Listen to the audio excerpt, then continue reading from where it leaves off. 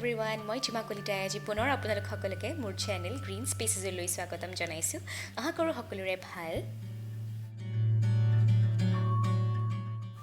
আজি মই আপোনালোকৰ ওচৰলৈ লৈ আহিছোঁ এৰিচি ফেমিলিৰ এবিধ খুব হাৰ্ডি আৰু কমন প্লাণ্ট এপিপ্ৰেমনাম অৰিয়াম যাক সাধাৰণতে মানি প্লাণ্ট বুলিও কয় ইয়াৰ অন্য বহুতো নাম আছে যেনে ডেভিলছ আইভি গোল্ডেন পোথোজ হাণ্টাৰ্ছ ৰোপ ইত্যাদি ইয়াক ডেভিলছ আইভি বা ডেভিলছ ভাইন বুলি এই কাৰণে কোৱা হয় কাৰণ ই খুব হাৰ্ডি আমি যিবোৰ ঘৰত গ্ৰ' কৰোঁ তাৰ পাতবোৰ খুব সৰু সৰু হয় কিন্তু থলুৱাভাৱে বা বাহিৰত যিবোৰ হয় খুব ডাঙৰ ডাঙৰ পাতৰ হয় আৰু 40ৰ পৰা 60 ফুটলৈ বগাই যোৱাও দেখা যায়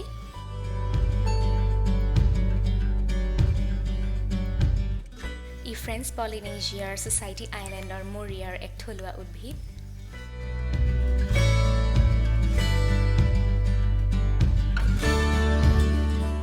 এয়া গোল্ডেন পোথোজ এয়া হ'ল নিয়ন পোথোজ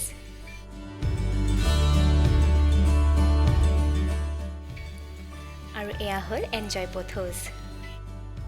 আৰু ইয়াৰ বিভিন্ন ভেৰাইটিজ আছে যেনে মাৰ্বল কুইন স্কিন ডেপচিছ পিক্টাছ ইত্যাদি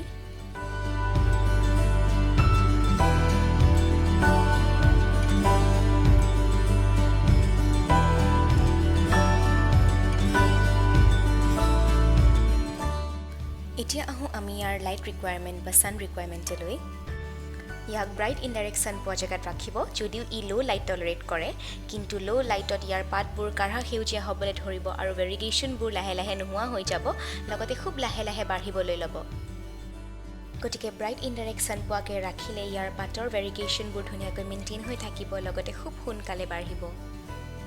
ইয়াক ডাইৰেক্ট ছান পোৱা জেগাত নাৰাখিব নহ'লে ইয়াৰ পাতবোৰ জ্বলিবলৈ ধৰিব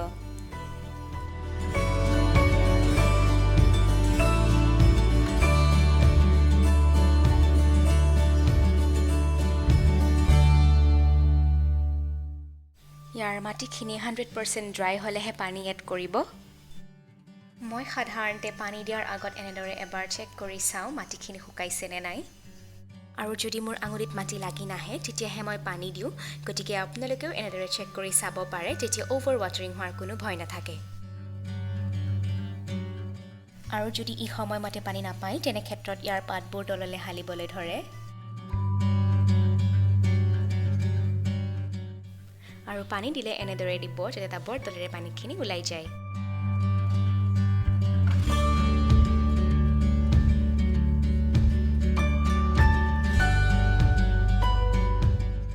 এতিয়া আহোঁ আমি ইয়াৰ ছইল মিক্সলৈ ইয়াৰ বাবে 30% ৰেগুলাৰ গাৰ্ডেন ছইল 20% কোকোপিটৰ লগতে 40% কম্পোষ্ট আৰু 10% পাৰ্লাইটৰ ব্যৱহাৰ কৰিব ইয়াক বহুতে পানীটো গ্ৰ' কৰে কিন্তু পানীত খুব লাহে লাহে বাঢ়ে পানীত লগালে বিশেষ কেয়াৰ ল'বলগীয়াও নহয় মাত্ৰ 4-5 দিনৰ মূৰত পানীখিনি সলাই দিব আৰু ব্ৰাইট ইনডাইৰেক্ট ছান পোৱাকৈ ৰাখিব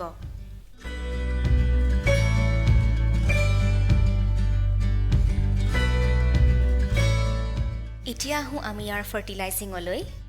ইয়াৰ পাতৰ হেল্ডি গ্ৰ'থৰ বাবে প্ৰতিমাহে নাইট্ৰজেন ৰিচ ফাৰ্টিলাইজাৰে ফাৰ্টিলাইজ কৰিব তাৰ বাবে চিভিড সলিউশ্যন ভাৰ্মি কম্পোষ্ট নহ'লে গোবৰ সাৰৰ ব্যৱহাৰ কৰিব পাৰে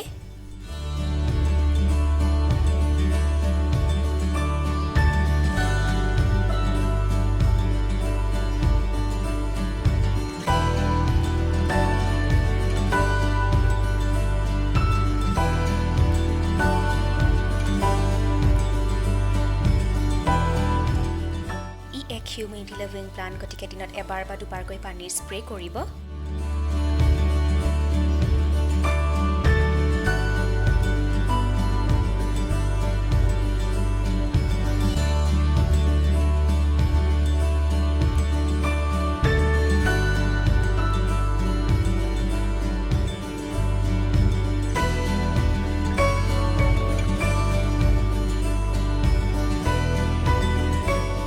কেতিয়াবা যদি দেখে যে ইয়াৰ পাতবোৰ আৰু ডালবোৰ হালধীয়া হৈছে সেয়া অ'ভাৰ ৱাটাৰিঙৰ কাৰণে হয় গতিকে তেনে ক্ষেত্ৰত পানী তেতিয়াহে দিব যেতিয়া মাটিখিনি 100% শুকাই যায়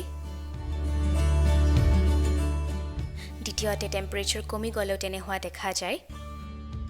আৰু মাটিখিনিত যদি ফাংগাছ লাগে তেনে ক্ষেত্ৰতো পাত হালধীয়া হয় আৰু ডালবোৰ গলি যায় আৰু তেনেহ'লে প্লাণ্টজোপা নতুন মাটিত ৰিপৰ্ট কৰিব আৰু যদি কেতিয়াবা পাতৰ টিপবোৰ শুকাই যোৱা দেখে সেয়া বেছিকৈ ৰ'দ পালে আৰু ল' হিউমিডিটিৰ বাবে হয় গতিকে হিউমিডিটি বঢ়াবৰ বাবে দিনত এবাৰ বা দুবাৰকৈ পানীৰ স্প্ৰে কৰিব নহ'লে হিউমিডিফায়াৰৰ ব্যৱহাৰ কৰিব পাৰে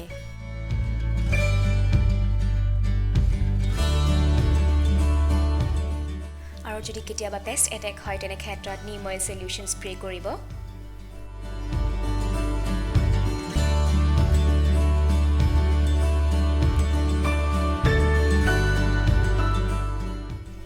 গতিকে আজিলৈ ইমানেই আশা কৰোঁ মোৰ ভিডিঅ'টি চাই আপোনালোকে ভাল পালে আৰু যদি ভাল পালে তেনেহ'লে লাইক শ্বেয়াৰ আৰু ছাবস্ক্ৰাইব কৰিবলৈ একেবাৰেই নাপাহৰিব